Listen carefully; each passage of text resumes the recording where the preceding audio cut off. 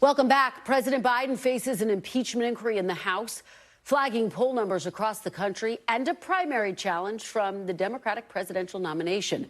Minnesota Democratic Congressman Dean Phillips has been on the campaign trail for nearly 2 months, mainly talking to voters in New Hampshire. And in the past days, he stepped up his direct attacks on the president. Earlier this week, Phillips said the impeachment probe and Hunter Biden's legal entanglements could perhaps make the president unelectable. He also called President Biden a, quote, threat for his current weak standing in the polls against Donald Trump. Joining me on set right now is Minnesota Democratic Congressman and presidential candidate Dean Phillips. Congressman, thank you so much for being here. Great to be with you. I really appreciate it. So let's start right there. Last time you and I spoke, you said that you are not taking on President Biden. You're not running against him. You told me that, and now you're calling him an unelectable threat to democracy. What has changed? Well, that is unelectable. I mean, the data is showing every single poll coming out right now, Kristen, every one is showing him falling further behind, his approval numbers at historic lows. And I'm trying to generate a wake-up call to Democrats that we have a real problem here. And rather than stifling and suppressing competition, we should be encouraging it. That's why I spent the better part of a year encouraging other candidates to enter the race. The water's warm. We need to practice democracy now. And I want to make something clear. The president is not a threat to democracy, but running and suppressing other candidates is a threat when you are behind in the polls like he is, and frankly, to disenfranchise voters in Florida and North Carolina, which is what has happened in the last 2 weeks, is also a risk. And I'm pointing out the fact that we should be practicing democracy, not stifling it. Just to be clear, you are saying because you think he's unelectable, you believe he's a threat to democracy. So you're ultimately still calling him a threat to democracy. I will say those who are propagating this delusion that he will beat Donald Trump, they collectively are a threat to democracy. I'm just going to call it like I see it. And that's what the country is saying in every single poll. And if we don't wake up soon, Kristen, we're going to be in for a tragedy. And this time we know it. 2016, we couldn't believe it. This time we better believe it. And that's the truth. I just want to make it clear. He is not a threat. He's a good man and someone I respect. But this delusion that he can win is a threat to democracy, yes. Can you have it both ways? I mean, I know you're being very careful with your wording, but can you have it both ways? I mean, yes. Why not just say it, that you think he's a threat because he's unelectable? Because I think he's being deluded by others telling him that he's the only one that can win, and if not him, who? And the fact is, we should be practicing a thoughtful primary right now. That's why we have primaries, to identify the candidate who is best positioned to win. That's why I'm saying let's get to May or June, and let's see what the polls say. If they say that President Biden is suddenly ahead of Donald Trump and I'm behind, I'll pack it up. I'll get behind him 100%. Conversely, if the polls show that I am ahead of Donald Trump and President Biden is behind, I think he should do the same thing. Let me ask you about what your former advisor, Steve Schmidt, said of your comments. He said, I hope Phillips' comments about Biden being a threat to democracy do not indicate a gratuitous and hard edge from his campaign in the days ahead. It is unnecessary and self-defeating. What say you? I think he's absolutely right, and you will not see that. I think I was taken out of context, and I want to make it clear. The president is a man I respect, but this candidacy is a threat to democracy because the numbers are clear. Every pundit who is paying attention right now, from James Carville to David Axelrod, are saying that we have a crisis. And rather than stifling any other candidates, why are we not promoting, considering, and at least having thoughtful debate for voters to make the decision, not a handful of people here in Washington? That is the problem, Kristen. Well, speaking of a handful of people in Washington, let me ask you about what your state's junior senator said, Tina Smith. She said President Biden is running against an actual real-life threat to democracy, a person who literally just said yesterday he would be a dictator on day one. And Dean Phillips is saying the candidate for president, who he, by the way, voted for with 100% of the time or thereabouts, is a threat to democracy. It sounds desperate.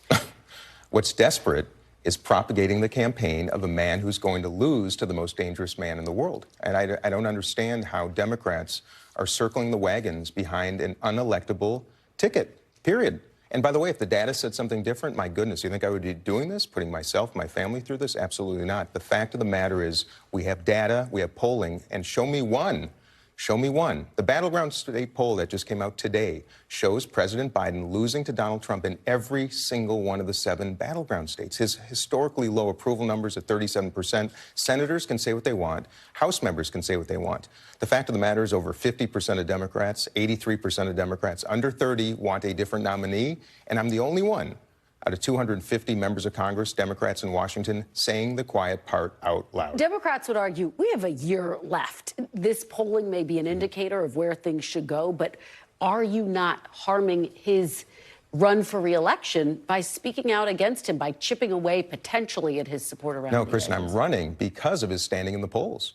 That's the whole point. And by the way, and because of the way the system is set up, you can't enter the race in 2 months. I had to do it on October 27th because of the system, the way it works. The problem is he was weak, which is why someone had to enter this race, and it was me. You talk about the polls. Let's talk about your polling. A CNN poll out of New Hampshire last month has your unfavorable numbers among Democrats higher than President Biden's. Here, you can see it right there on the screen.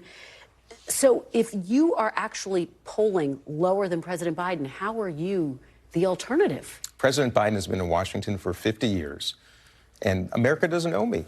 And they will get to know me. I'll be introducing myself. I'm doing what you do. You campaign, you meet people. I'm doing it every day. By the way, it's a joyful experience. You have been in this race now for a couple 6 weeks. of months. Well, 6 weeks. But it hasn't helped your favorable ratings, Kristen, like anything else, it takes some time. And the reaction on the streets, through New Hampshire, everywhere I travel, is so different than what people here in Washington are saying. And that's why I'm going to stay in this race, to give people a chance to practice democracy, let people make the decision. I understand. You know, there's a system set up to prevent competition. They don't want this. They do not want an alternative. But the people in America, 75% of the people in America, are saying they don't want either of these men to be at the top of the ticket. So why is Washington circling the wagons to prevent the competition the country is begging for? And by the way, if not me, where are the other candidates? And that's what I'm saying is we need alternatives. Marianne Williamson, she's running, of course. I wish there were more. But right now, it is me, and I'm going to see it through. Let me ask you about Republicans' decision to formally open an impeachment inquiry into President Biden. What is your reaction to that, given that Republicans have not established a link between Hunter Biden's business dealings and President Biden? And do you think this could actually embolden President Biden? We saw that with Clinton. We saw that with former President Trump. Well, let me make this clear. To weaponize impeachment is despicable and dangerous, especially in the light of no evidence whatsoever. I've not seen a single shred of evidence that President Biden has done anything wrong. I voted against it, of course, yesterday. And especially for a GOP, House GOP, that has enough time to prosecute some nonsense like this, but can't even bring our budget bills to the floor. This is what Americans are saying they are so sick and tired of. It's nonsense, it's dangerous, it's foolish. And the fact of the matter is the president, I believe, is not guilty, and that's why I voted to not proceed with the inquiry.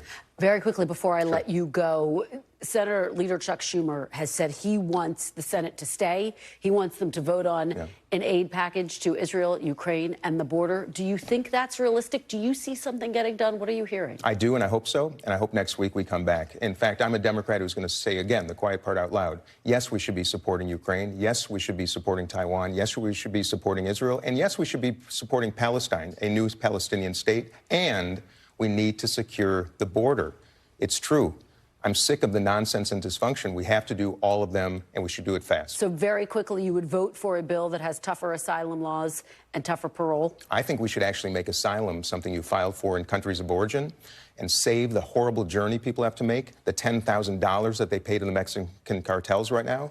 They would keep that money in their pockets, adjudicate the cases locally. We should change so many things right now, Kristen, but it takes people sitting down, bipartisanship, decency, and the intention to do so. I hope in the future, when we pass the torch to a new generation, we're going to do that. All right. Congressman Dean Phillips, thanks so much for being here in person. Thank you, Kristen. Really appreciate the conversation. Thanks for watching. Stay updated about breaking news and top stories on the NBC News app or follow us on social media.